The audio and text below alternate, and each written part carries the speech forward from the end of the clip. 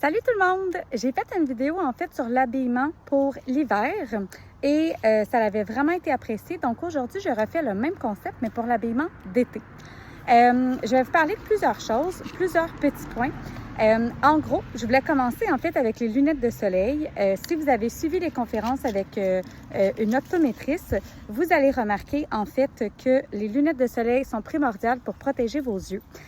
Donc, je vous recommande en fait été comme hiver, mais souvent on va vraiment associer la saison estivale, l'été, de mettre nos lunettes de soleil. Sinon, parlant de conseils santé, évidemment, de ne pas oublier la crème solaire. C'est quelque chose qu'on va vraiment négliger.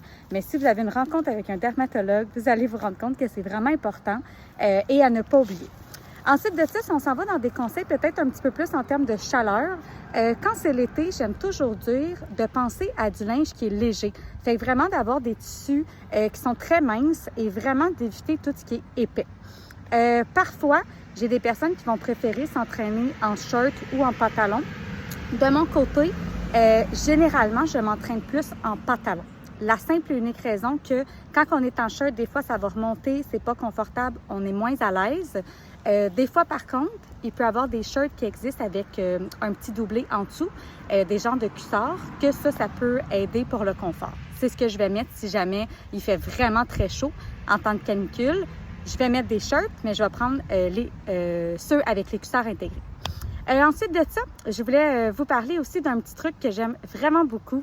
Quand il fait très, très chaud aussi, on est un petit peu moins tolérant à la chaleur, je m'apporte un push-push d'eau. Donc, on peut acheter ça au Dollarama. C'est comme un tout petit pot comme ça, là, donc ça se transporte super bien dans un sac à dos. Et on peut avoir ce push-push-là. Et pendant qu'on s'entraîne, pendant qu'on est en train de faire un squat, un jumping jack, on peut push-putter dans notre visage ou de mettre sur notre corps. Un peu dans le même concept que le push-push, il y a aussi des serviettes qui existent qu'on peut mettre dans notre cou et qui vont nous refroidir tout au long de l'entraînement. Fait que ça peut être quelque chose de vraiment apprécié si on est un petit peu plus inconfortable quand il fait chaud. Un autre point aussi que je trouve important de vous mentionner, en fait, c'est de peut-être adapter vos souliers. Dans le fond, si on a commencé à s'entraîner en hiver ensemble ou qu'on a commencé au printemps, des fois, nos souliers vont être un petit peu plus épais pour être plus chauds. On peut opter pour des souliers maintenant d'intérieur quand c'est la session d'été.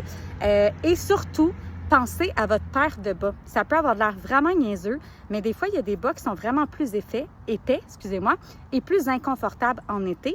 Donc, je vous recommande vraiment, là, des fois, d'aller chez, je m'en ai nommé plein de magasins, là, mais dans un magasin de sport, vous pouvez demander une paire de bas minces et ils vont vous en référer.